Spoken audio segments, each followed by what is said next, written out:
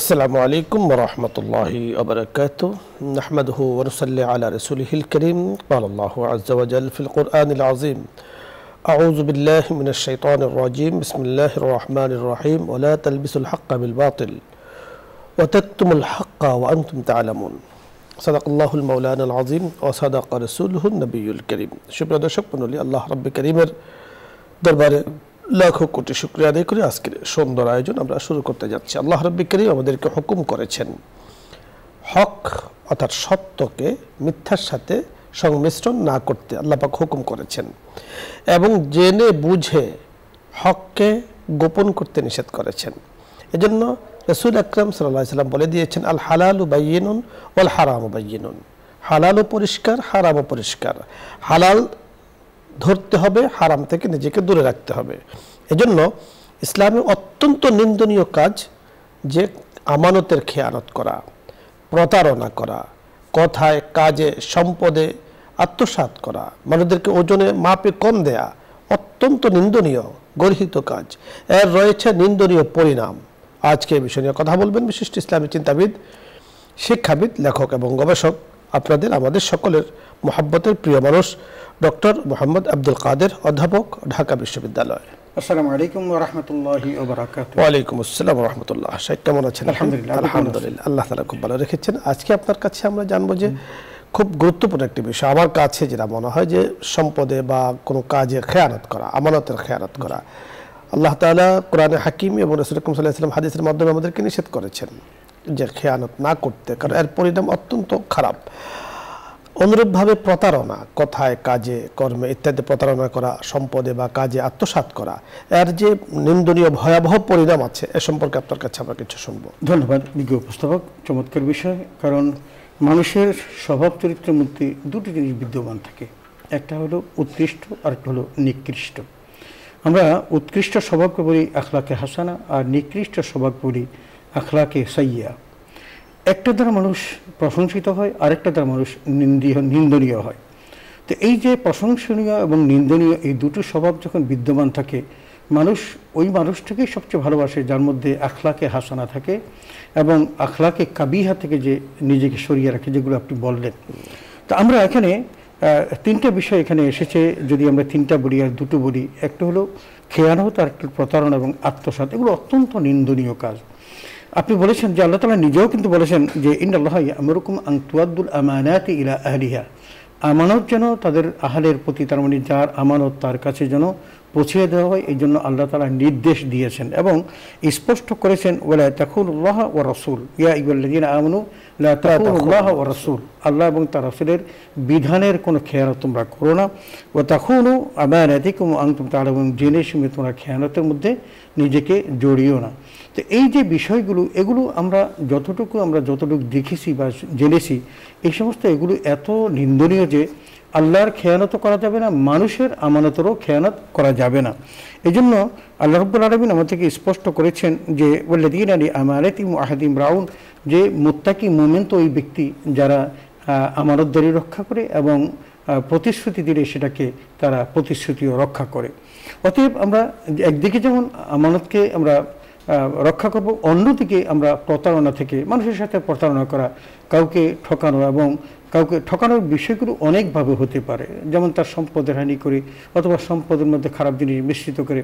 রাসূল আকরাম সাল্লাল্লাহু আলাইহি ওয়াসাল্লাম আমাদেরকে ওই মক্কার মদিনার বাজারেই যাচ্ছিলেন এবং একটা গমের স্তূপের মধ্যে হাত ঢুকিয়ে দেখলেন যে ভিতরে তিনি কি দিয়েছেন, ওই ভিজা গমগুলো শুকনাগুলো উপরে রেখেছে, শুকনাগুলো উপরে। তার মানে এটা একটা প্রতারণা করা। নবীজি বললেন মান গাশশা ফালাইসা মিন্না, যে প্রতারক সে আমার উম্মত নয়। তার মানে এটা করা যাবে না। আর নতুন আবার কোরআন কারীম বলেছেন ওয়ালা তালবিসুল হাক্কা বিল বাতিল ওয়া তাকতুমুল হাক্কা ওয়া আনতুম তা'লামুন, যে তোমরা সত্যকে মিথ্যা দিয়ে ঢেকো না এবং জেনে শুনে সত্য গোপন করো না। আমরা দেখি যে আমরা সবসময় যে একটা ভালো জিনিসটাকে উপরে রেখে আমরা এটাকে মন্দ জিনিসটাকে চালিয়ে দেওয়ার চেষ্টা করি, ব্যবসায়ীরা বিশেষ করে এই কাজটা করে থাকেন। এটা যেন কোনোভাবেই না করা হয়, কারণ এটা যদি করা হয় তাহলে মানুষের সাথে প্রতারণা করা হয়, আর প্রতারক তো রাসূল আকরাম সাল্লাল্লাহু আলাইহি ওয়াসাল্লামের উম্মতই হতে পারবে না। অন্যদিকে আত্মসাতের কথা যেটা বলেছেন সেটা হলো মানুষের অন্যের প্রতি লোভাতুর, অন্যের সম্পদের প্রতি লোভাতুর হলে এই কাজটা করে, অথচ আল্লাহ তাআলা কোরআন কারিমে স্পষ্ট নিষেধ করেছেন ওয়ালা তাতামান্নাউ মা ফাদ্দালাল্লাহু বা'দাকুম আলা বা'দ।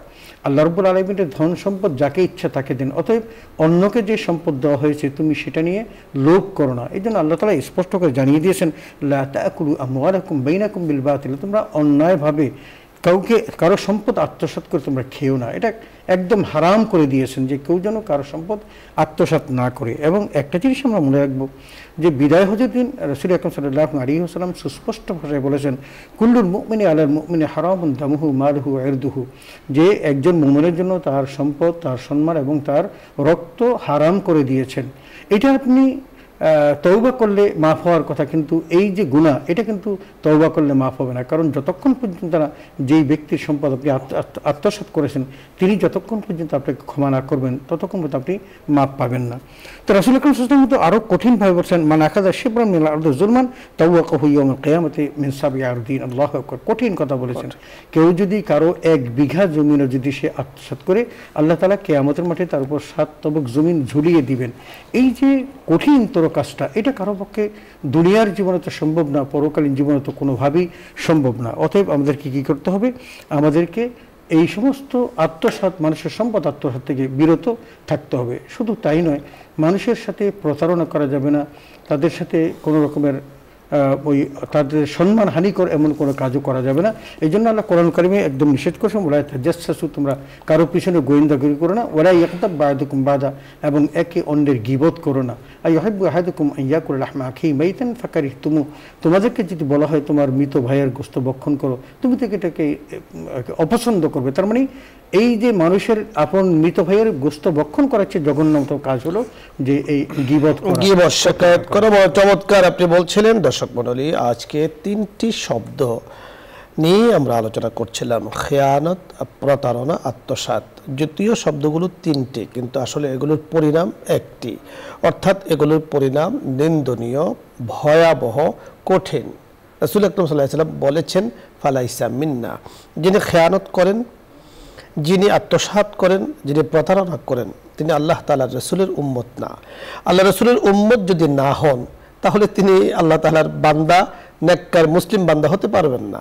আর আল্লাহ রাসূল সাল্লাল্লাহু আলাইহি ওয়াসাল্লামের ব্যাপারে আল্লাহ তাআলা শর্ত করে দিয়েছেন আতিউল্লাহ ওয়া আতিউর রাসূল, তোমরা যদি আল্লাহ পাককে মানতে চাও মানতে হবে রাসূলকে, তোমরা যদি আল্লাহকে মহব্বত করতে চাও মহব্বত করতে হবে রাসূলকে, তোমরা যদি আল্লাহ তাআলার শরীয়তের উপরে চলতে চাও, হুকুমের উপরে চলতে চাও মানতে হবে রাসূলকে। তো রাসূল যা বলেছেন তা আমাদের মানতে হবে অবশ্যই। এই জন্য তো আল্লাহ তাআলা পরিষ্কার ভাষা বলে দিয়েছেন মা আতাকুমুর রাসূলু ফাখুযুহু ওয়া মা নাহাকুম আনহু ফান্তাহু, রাসূল যা নিয়ে এসেছেন তাকে তোমরা আঁকড়িয়ে ধরো এবং আখলাকে হাসানা গ্রহণ করো। বড় চমৎকার আমাদের শাইখ বলছিলেন, আখলাকে হাসানার উপরে প্রতিষ্ঠিত হওয়া এটা অনেক বড় গুণ, উন্নত চরিত্র মাধুরী ধারণ করা অনেক বড় গুণ।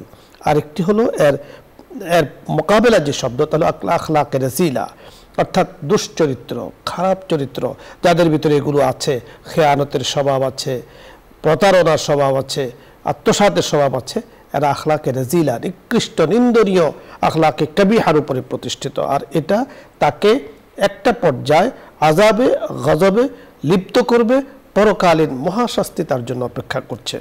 আল্লাহ রাব্বুল কারীম আমাদেরকে কথাগুলো বোঝার তৌফিক দান করুন, আখলাকে হাসানার উপরে আমাদেরকে প্রতিষ্ঠিত করুন, সব ধরনের নিন্দনীয় আখলাক থেকে আল্লাহ পাক আমাদেরকে হেফাজত করুন। দর্শক মণ্ডলী, আলোচ্য বিষয় নিয়ে যদি আপনাদের কোনো কিছু জানার থাকে, কোনো বুঝার থাকে, প্রশ্ন থাকে, আপনি চাইলে প্রশ্ন করতে পারেন, আমি চেষ্টা করব কথা বলার জন্য। প্রথমে যিনি আছেন, আসসালামু আলাইকুম ওয়া রাহমাতুল্লাহ, দর্শক নাম বলে পরিচয় দিয়ে প্রশ্ন করুন।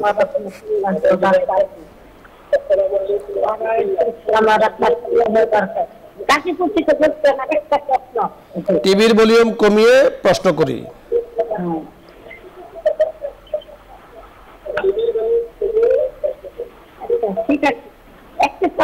জি বলুন। স্বামীর দিকে সম্পত্তি দান করেছিলাম, না ডাক্তার বাড়ি সম্পত্তি দান করার সংখ্যা বেশি তো কোনটা ফজিলত বেশি এটা দিতে বলুন। জি, আপনাকে ধন্যবাদ। হয়তোবা কোনো সম্পদ নিয়ে কোনো মাসআলা জানতে চেয়েছেন, কথাগুলো অস্পষ্ট। এজন্য দর্শক মণ্ডলী, যারা আমরা প্রশ্ন করব, আমরা অবশ্যই টিভির ভলিউম কমিয়ে অল্প কথায় সুস্পষ্টভাবে প্রশ্ন করব। দ্বিতীয় যিনি আছেন অপেক্ষায় প্রশ্নের জন্য, জি আসসালামু আলাইকুম রহমতুল্লাহ। দর্শক নাম বলে পরিচয় দিয়ে প্রশ্ন করুন। ওয়ালাইকুম আসসালাম। জি বলুন। এটা কি ইসলাম ইসলাম ও আমরা? জি, ইসলাম ও আমরা। হ্যাঁ বলুন। আমি বলতেছিলাম যে আমরা যখন নামাজ পড়ি তখন অনেক সময় মশায় কামড়াচ্ছি, তার গায়ে ব্যথা লেগে থাকে, এই কারণে আমাদের কোনো ক্ষতি হবে কিনা? জি, সুন্দর একটি প্রশ্ন। আমাদের মেয়েরা আমাদের যখন মেন্স হয় তখন আমরা যেমন সকাল সন্ধ্যা আমল করি, যেগুলা খালাক, একলাস নাস, আয়াতুল কুরসি। জি ঠিক আছে, ধন্যবাদ। সকাল সন্ধ্যার যে আমলগুলো করে যাচ্ছেন, ইখলাস, আয়াতুল কুরসি করে যাবেন, এর মধ্যে অনেক অনেক উপকার রয়েছে। আপনি যে মাসআলাটি জানতে চেয়েছেন তা হলো যে আমরা যে নামাজ পড়ি, নামাজের মধ্যে অনেক সময় মশা আমাদেরকে কামড় দেয়, সেখানে অনেক সময় অনেকে ইচ্ছা করে অনিচ্ছায় মেরে ফেলে, রক্ত শরীরে বা কাপড়ে লেগে থাকে, তার দ্বারা কি নামাজের কোনো ক্ষতি হবে? আসলে নামাজ উযু ভঙ্গের যে কারণটা সেটা হলো যদি রক্ত পড়ে গড়িয়ে পড়ে, জায়গা থেকে রক্ত যখন গড়িয়ে পড়ে তখন উযু ভেঙে যায়, আর উযু ভেঙে গেলে নামাজ হবে না। সুতরাং এই মশার কামড়ে বা এরকম শরীরে যে রক্ত এগুলোতে নামাজের কোনো চেষ্টা করতে হবে যে নামাজের মধ্যে মনোযোগ তৈরি করে মনোযোগ দিয়ে নামাজ পড়া। ছোট্ট একটি মশা কামড় দিয়েছে, যেভাবে আমরা অনেককে দেখেছি নড়াচড়া করে, আসলে নামাজের মধ্যে এটা খুশু এবং খুজুর খেলাফ, অর্থাৎ এটা পরিপন্থী, এটা করা উচিত নয়। তবে কখনো যদি না জেনে না বুঝে অনিচ্ছা সত্ত্বেও মেরে ফেলে বা রক্ত বের হয় মশা থেকে, আর এর দ্বারা নামাজের ক্ষতি হবে না। তবে চেষ্টা করা যথাসম্ভব এগুলো থেকে নিজেকে বিরত রাখা। পরের দর্শক, আসসালামু আলাইকুম ওয়া রাহমাতুল্লাহ। আসসালামু আলাইকুম। ওয়ালাইকুম আসসালাম। হুজুর, আমি বলতেছি মোহাম্মদ ইকরামুল হক। জি। বামনডাঙ্গা গাইবান্ধা থেকে বলছি। জি জি বলুন। ভালো আছেন আপনারা? আলহামদুলিল্লাহ, ইনশাআল্লাহ, আল্লাহ তাআলা ভালো রেখেছেন। আমি একটা জিনিস জানতে চাই। আমার প্রশ্ন হচ্ছে, ছোটকে স্নেহ করা, বড়কে সম্মান করা, যেমন আপনারা আলেম আছে, আলেমদেরকে তাজিম করা, যদি তাজিম করি আমি কি পরিমাণ সওয়াব পাবো? অনেক অনেক সওয়াব পাবেন, আল্লাহ রাসূল তো পরিষ্কার বলে দিয়েছেন। আসলে এটা রাসূল সাল্লাল্লাহু আলাইহি ওয়াসাল্লামের হাদিস এবং বার্তাটা অনেক কঠিন। বলছেন মাল্লাম ইয়ারহাম সগীরানা ওয়া লাম ইয়াকির কাবীরানা ফালাইসা মিন্না। তার মানে ওই ব্যক্তি যে ছোটকে স্নেহ করে না এবং বড়কে মান্য করে না, সে আমার উম্মত নয়। তার মানে যার যতটুকু প্রাপ্য তাকে ততটুকু দিতে হবে, বড়কে সম্মান করতে হবে, ছোটকে স্নেহ করতে হবে। সমাজের ভারসাম্য রক্ষা করার জন্য এগুলো অত্যন্ত জরুরি। অর্থাৎ এক কথায় আল্লাহ রাসূলের উম্মত হিসেবে জগতে বেঁচে থাকার জন্য, পরকালে পরিচয় দেওয়ার জন্য এই হাদিসের উপর আমল করতে হবে। ছোটকে সম্মান করতে হবে, স্নেহ করতে হবে, বড়কে সম্মান করতে হবে। আপনার জানার বিষয় হলো আপনি কতটুকু পুরস্কার পাবেন। আল্লাহ রাসূলের উম্মত হিসাবে আপনি জগতের মাঝে বেঁচে থাকবেন, পরকালে পরিচয় দেবেন, এর থেকে বড় পুরস্কার কি হতে পারে? সুবহানাল্লাহ। পরের দর্শক, জি আসসালামু আলাইকুম ওয়া রাহমাতুল্লাহ। ওয়ালাইকুম সালাম। হুজুর, ইফতার আর আবাদিল এই নামাজগুলো কখন মানে পড়ার সময়, আর হাজাত নামাজটা কখন পড়ে? বুঝতে পেরেছেন? কিছু কিছু বুঝতে পারিনি আমরা, অল্প একটু বুঝতে পেরেছি। তা হলো সালাতুল হাজাত নামাজ। সালাতুল হাজাত নামাজ কখন পড়ে? আর ইশরাকের নামাজ। জি ধন্যবাদ। ধন্যবাদ। আসলে সালাতুল হাজাত যে কোনো সময় পড়া যায়। যখনই হাজত বলতে কি প্রয়োজন, তার যখনই প্রয়োজন হবে, কোনো সংকটে পড়েছে, বিপদে পড়েছে, অথবা নিজের পরিবারের কাউকে বিপদ থেকে রক্ষা করার জন্য আল্লাহর কাছে বলা, হাজাত হলো উপস্থাপন করে আল্লাহর কাছে চাওয়া। এটা সে যে কোনো মুহূর্তে করতে পারে। কিন্তু ইশরাকেরটা হলো যখন সূর্য উদিত হবে, এই সময়টা এই সূর্য উদিত হওয়ার, কেউ বলেছেন 18 মিনিট, কেউ বলেছেন 23 মিনিট, এরপর থেকে পড়া যায়। এরপর থেকে আপনি ইশরাকের নামাজ পড়বেন। সালাতুল হাজাত নামাজ ও নফল নামাজ ওই 3 টাইম ব্যতিরিক্ত অর্থাৎ হারাম 3 টাইম যেটা শাইখে বলেছেন সূর্য ওঠার সময়, সূর্য মাথার উপরে সোজা হওয়ার সময় এবং সূর্য হেলার সময়, এই 3 সময়, সূর্য ডুবার সময়, 3 সময় বাদ দিয়ে যেই কোনো সময় আপনি সালাতুল হাজাত নফল নামাজ পড়তে পারেন। যেই কোনো সূরা দিয়া পড়বেন, যেই কোনো দোয়া রব্বে কারীমের কাছে আপনি করবেন, আল্লাহ চাহে তো আল্লাহ তাআলা সেটা কবুল করবেন। পরের দর্শক, আসসালামু আলাইকুম। দর্শক শুনতে পেয়েছেন? প্রশ্ন করুন। হ্যাঁ, আসসালামু আলাইকুম। ওয়ালাইকুম আসসালাম। জি, প্রশ্ন করুন। আমি ছোটবেলায় অনেক বুঝিনি, না বুঝে আমার বাবার মায়ের বাবার বোনের কাছ থেকে ব্যাগের থেকে টাকা পয়সা নিয়েছি, টাকা নিয়েছি চুপ করে। তো সেগুলো কি? জি, আমরা বুঝতে পেরেছি আপনার কথাগুলো বুঝতে পেরেছি। আসলে বাবার পকেট থেকে টাকা নেওয়া এটা অনেকেই ছোটবেলায় করে থাকেন। আর বাবা এটার জন্য যদি বাবা জানেও তখন কিন্তু সন্তানের উপর তিনি গোসা রাখেন না, এবং এটা তার যে হক নষ্ট করছেন এমনটির মধ্যেও পড়ে না। যে সন্তান বাবার সম্পদের হক তো সন্তানই পেয়ে থাকে। তো আপনি যে অনুশোচনা করছেন এটা খুব ভালো জিনিস, এটা ভালো জিনিস। কারণ আপনি যদি এখন বাবা না থেকে থাকে আর বাবার সাথে যে কাজটা করেছেন, তাহলে আপনি অবচেতন মনেই আপনার মন থেকে একটা দোয়া চলে আসবে, এবং সেই দোয়াটা যদি আল্লাহ কবুল করেন বাবাকে কবরের সান্নিধ্যে রাখবেন। সুতরাং এটা খুব ভালো। তবে এই অতটুকু শুধু বাবা মায়ের ক্ষেত্রে, ওনারা যদি বেঁচে থাকেন আপনি যা নিয়েছেন তার থেকে ডবল হয়তো দিয়েছেন অথবা আপনি দেবেন, আর যদি চলে যান তাহলে ওনাদের নামে কিছু অর্থ সৎকা করে দেয়া। আপনি তো একটা অনুমান করতে পারেন যে তার থেকে সৎকা করেছেন, আপনি আরো করবেন বাবা মায়ের নামে সৎকা করে দেয়া, সবটা ওনারা পেয়ে যাবেন। কিন্তু এই সুযোগ আবার অন্যদের যে অন্যের পকেট থেকে টাকা নিয়েছি, অন্যের জমিন থেকে খেয়েছি। বান্দার হক যে পর্যন্ত বান্দা ক্ষমা না করবে আল্লাহ ক্ষমা করবেন না। এজন্য যদি বেঁচে থাকেন ওনাদের কাছ থেকে ক্ষমা চেয়ে নেওয়া, অথবা তাদের প্রাপ্য তাদেরকে বুঝিয়ে দেওয়া, অথবা তারা না থাকলে তাদের ওয়ারিস যারা আছে তাদের সাথে কিন্তু এই বিষয়টি ডিসকাস করে নেওয়া, আলোচনা করে নিজেকে মুক্ত করে নেওয়া। অর্থাৎ দায়বদ্ধ জীবন অত্যন্ত গুরুত্বপূর্ণ একটি জীবন। আল্লাহ রাব্বুল কারীম দায়মুক্ত জীবন, দায়মুক্ত জীবন আমি কেউ আমার কাছে পায় না, আমি পাই সেটা ভিন্ন কথা, আমি তাকে ক্ষমা করে দেব, কিন্তু আমার কাছে কেউ পাবে না। আমি দায়মুক্ত জীবন ধারণ করতে চাই। আল্লাহ রাব্বুল কারীম আমাদেরকে তৌফিক দান করুন। দর্শক মণ্ডলী, আপনারা অংশগ্রহণ করেছেন, ধন্যবাদ শায়েখ, আপনাকে ধন্যবাদ জানিয়ে আজকের সুন্দর আয়োজন আমরা শেষ করতে যাচ্ছি। আল্লাহ তাআলা আমাদের সকলকে নেক হায়াত দান করুন, সুন্দর জীবন দান করুন, পবিত্র জীবন দান করুন। সব ধরনের খেয়ানত, প্রতারণা, আত্মসাৎ থেকে আল্লাহ তাআলা সকলকে, तमाम মুসলিম জাতিকে আল্লাহ তাআলা হেফাজত করুন। দর্শক মণ্ডলী, আগামী দিন অনুষ্ঠানের সাথে থাকবেন এই আশাবাদ ব্যক্ত করে বিদায় নিচ্ছি। আসসালামু আলাইকুম ওয়া রাহমাতুল্লাহি ওয়া বারাকাতুহু। দোয়া হবে, দরুদ ইস্তিগফার পড়ি।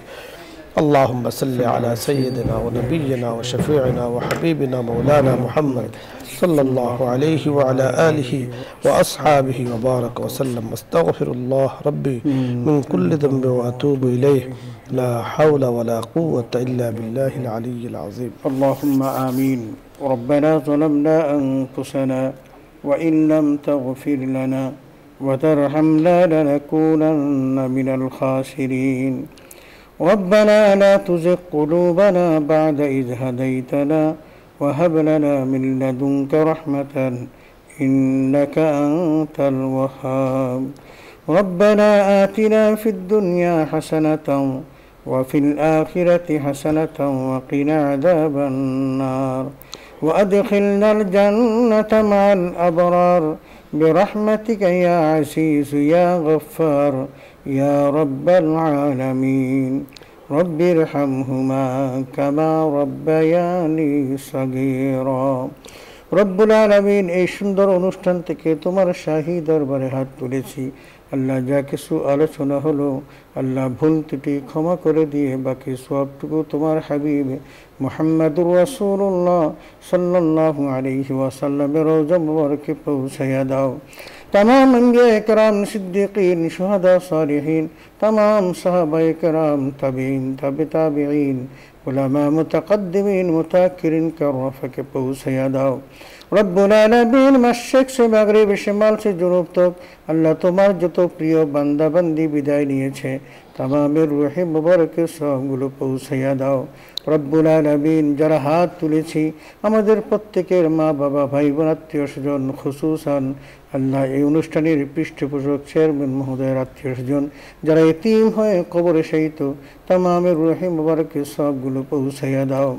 রব্বুল আলামিন, হাদিয়াগুলোর বরকতে কিয়ামত পর্যন্ত তাদের কবর আযাব মাফ করে দাও। আল্লাহ তাদের কবরগুলোকে রওজাতুম মিন রিয়াজিল জান্নাত বানিয়ে দাও। আল্লাহ তাদের কবরগুলোকে নূরুম মিন আনওয়ারিল জান্নাত বানিয়ে দাও। আল্লাহ কবরে রেখে জান্নাতের সকল নিয়ামত তাদের নসিব করে দাও। আল্লাহ কবর, হাসর, মিজান, পুলসিরাত পার করে সকলকে জান্নাতুল ফিরদাউসে পৌঁছাইয়া দাও। রব্বুল আলামিন, আমাদেরকে সম্মানজনক রিজিকের ব্যবস্থা করে দাও। আল্লাহ মেহেরবানি করে চেয়ারম্যান মহোদয়কে হায়াতে তাইয়্যিবা দান করো, তার ব্যবসা বাণিজ্যকুলকে সাফল্য মণ্ডিত দান করো। রব্বুল আলামিন, সকল প্রকার বিপদ আপদ বালা মুসিবত থেকে হেফাজত করো। আল্লাহ আমাদের মধ্যে যারা অসুস্থ সকলকে তুমি শিফায়ে কামেলা দান করে দাও। আমাদের সন্তানগুলোকে নেক সন্তান হিসেবে কবুল করে নাও। সুবহান রাব্বিকা রাব্বিল ইজ্জাতি আম্মা ইয়াসিফুন ওয়া সালামুন আলাল মুরসালিন ওয়ালহামদুলিল্লাহি রাব্বিল আলামিন।